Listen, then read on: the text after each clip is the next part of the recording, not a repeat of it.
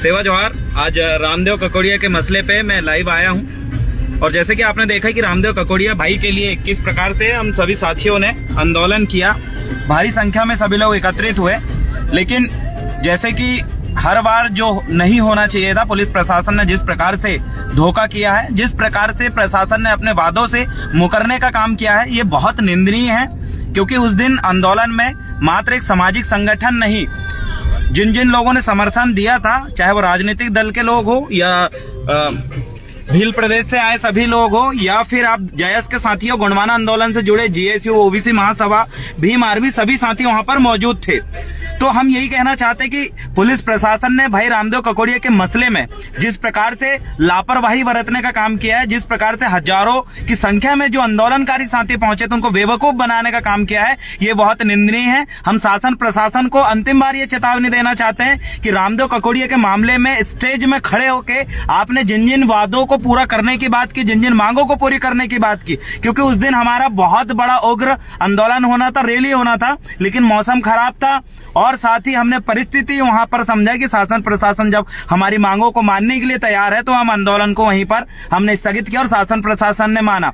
लेकिन आज इतने दिन होने के बाद, आज 7-8 दिन गुजरने के बाद भी भाई रामदेव ककोड़िया के मसले में जो जिला बदर की नोटिस को रद्द करना था, जो फर्जी मुकदमे लिए थे, जो वापस करने की उन्होंने बात की थी, थाने के अंदर घुस के मारने वाले संविधान विरोधियों के खिलाफ एट्रोसिटी एक्ट और थाने में एफआईआर लिखने की बात की थी, जो थाना प्रभारी जिसने अपने थाने के अंदर इस प्रकार की घटना को अंजाम दिलवाया था आगे देखकर, उस थाना प्रभारी के ऊपर जांच बिठाना और उसको निलंबित करने की बात की थी, जिस डॉक्टर ने फर्जी रिपोर्ट, फर्जी एमएलसी बनाकर भाई रामदेव ककोड़िया को जांच में फर्जी करार दिया था, उसके ऊपर एफआईआर दर्ज करने की बात की। इन तमाम मांगों को सबके सामने प्रशासन ने माना, लेकिन भाई रामदेव ककोड़िया की उन तमाम मांगों को मानने के बाद फिर प्रशासन अपनी बात से मुकर गया है। तो हम शासन प्रशासन को उस दिन चेतावनी दे चुके थे, लेकिन बहुत जल्दी, बहुत भारी संख्या में कोशिश करेंगे कि हम अब खातेगांव नहीं, अब भोपाल में सीएम हाउस का घेराव करेंगे। क्योंकि मेन चीज हम बात करते हैं, शासन प्रशासन हो या पुलिस वाले हो, ये मुख्य राजनीति के शिकार हो जाते हैं, नेता नगरी के अकॉर्डिंग काम करते हैं। तो ये उनके लिए चेतावनी है कि भाई रामदेव ककोड़िया के लिए हम हिम्मत नहीं हारने वाले। ये वही रामदेव ककोड़िया है जिसने राजा बरारी मामले में, राजा बरारी वाले स्टेट वाला मामले में भी बहुत बड़ा आंदोलन किया था। राधा स्वामी जो ट्रस्ट है उसके लिए भी आंदोलन किया था, जिन जिन लोगों की जमीन फंसी थी। भाई सहन नहीं करने वाले, आंदोलन बड़ा होगा, चाहे भीम आर्मी के साथियों बड़ी संख्या में भाग लेंगे, हम भी गोंडवाना के तमाम साथी वहां पर उतरेंगे, जो एसटी एससी ओबीसी माइनॉरिटी और जो भी समुदाय के समर्थक साथी है, जो भी है वो सभी इस बार और बड़ा आंदोलन करेंगे। शासन प्रशासन से अंतिम बार हम चेतावनी दे रहे हैं, अगर इस मामले में बहुत जल्दी, अगर जिन जिन मांगों को एक्सेप्ट किया था, स्वीकार किया था, उन मामलों में अगर कार्रवाई नहीं करते हैं तो बड़ी संख्या में बड़ा आंदोलन होगा और इसमें पूरी जिम्मेदारी शासन प्रशासन की होगी। ये बात तो वहां साबित कर चुके हैं कि जिला देवास में जो खातेगांव है, वहां जिस प्रकार से संविधान बदलने की जो बात हुई थी, संविधान विरोधी बात हुई थी, उस बात को कोई माने ना माने, लेकिन पुलिस प्रशासन को ये लगने लगा कि संविधान खत्म हो चुका है। हम उनको भी बताना चाहते हैं, देश संविधान से चलता है, हम संविधान को मानने वाले लोग हैं, हम संविधान के छात्र हैं, विधि के छात्र हैं। तो हम यही चेतावनी देना चाहते हैं शासन प्रशासन को, जहां खुलेआम थाने के अंदर घुस के मारा जा रहा है एक आदिवासी को, क्रांतिकारी आदिवासी भाई रामदेव ककोड़िया और भीम आर्मी के साथियों को, उनके लिए कोई उचित कार्रवाई ना करना, ये बहुत गलत है। ये भाजपा सरकार की निकम्मी हरकत दिख रही है। ये माननीय शिवराज सिंह चौहान के जहां जहां विधायक है, जहां जहां भाजपा ही शासन विधायक बने, जहां भाजपा का शासन है, वहां पर इस प्रकार की घटना को दिन ब दिन अंजाम होता जा रहा है, अंजाम मिल रहा है, घट रहा है, और वहां पर जो अपराधी है उनका संरक्षण भी भाजपा प्रशासन कर रही। हम पुनः आग्रह और पुनः निवेदन करते हैं कि जहां जहां संविधान का इस प्रकार से उल्लंघन हुआ है और जानबूझ के पूरे बड़े से बड़े जो विभाग है, राज्यपाल जैसे लोग जो चुप्पी साधे बैठे हुए हैं, जिनको आदिवासियों के मसले में सीधे बोलना चाहिए था, जो टीएसी ट्राइबल एडवाइजरी काउंसिल, ये बिल्कुल शांत है, जिसका काम था बोलने का कि आदिवासियों के इस प्रकार से थाने के अंदर घुस के मारना, ये बहुत असंवैधानिक कृत्य जो हुआ है। लेकिन इसको लेकर पूरा का पूरा प्रशासन विभाग और जो टीएसी जैसे जो गठन करके बैठे हैं, ये सभी लोग शांत हैं, और जो अपने आप को आदिवासी विधायक कहते हैं, जो आरक्षण लेते हैं और बीजेपी कांग्रेस में, उन लोगों से हम कहना चाहते हैं, आपकी जिम्मेदारी इस मामले को सांसद भवन में उठाना। कहाँ डॉक्टर हीरालाल अलावा जी, कहाँ है जो जितने कांतिलाल भूरिया जी। हम यही कहना चाहते हैं कि आप विधानसभा में इस बात को उठाएं। जो सांसद है फग्गन सिंह कुलस्ते जी, जो अपने आप को जनजाति सुरक्षा मंच का आप छिंदवाड़ा आके जो भाषणबाजी करके गए, 4 लोग तो आप इकट्ठे नहीं कर पाए। लेकिन आपसे पुनः आग्रह करते हैं कि वाकई आपके अंदर अगर आदिवासी भावना जिंदा है, आप आरक्षण के दम पे आरक्षण का सही यूज करना चाहते हैं, तो उन आदिवासी विधायक और सांसदों से कहना चाहता हूं कि एक गरीब 21 साल का बंदा जिसकी अभी अभी शादी हुई है, उसका जिला बदर किया गया, गलत तरीके से फर्जी मुकदमा दर्ज किया गया। आप इसकी विधानसभा में आवाज उठाएं, आप अपने वेरीफाई हैंडल से डालें। 47 विधायक 47 विधायक यहाँ मध्य प्रदेश के अंदर है, लेकिन कितने विधायकों ने आवाज उठाई, कितनों ने अपनी सोशल मीडिया में इस बात को डाला कि प्रशासन ने गलत किया है करके। ये लोग सिर्फ नाम के विधायक हैं।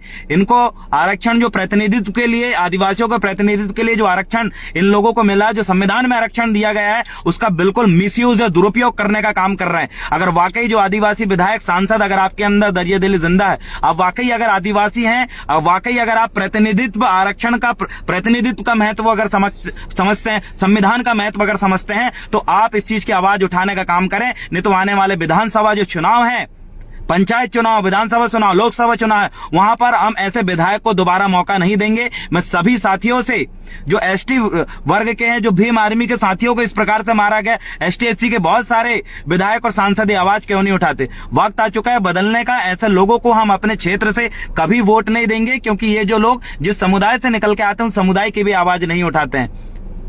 थाने के अंदर घुस के मारना ये वाकई बहुत गलत है, क्योंकि थाने में हम शिकायत लेके जाते हैं, समाधान हो इस हेतु जाते हैं, जहां संविधान के रक्षक रहते हैं इस हेतु जाते हैं। लेकिन सोच के देखिए, इस प्रकार की घटना को अगर अंजाम मिले, थाने के अंदर ही अगर मारा जाए, गुंडों को बुला के मारा जाए, विद प्लानिंग से मॉब लिंचिंग करने की कोशिश करें, और उस मामले में उच्च वर्ग के जो पुलिस ऑफिसर, पुलिस अधिकारी, शासन प्रशासन अगर ध्यान न दे, और शासन प्रशासन के साथ साथ जो सांसद विधायक भी ध्यान न दे, ये कितनी निंदनीय घटना है।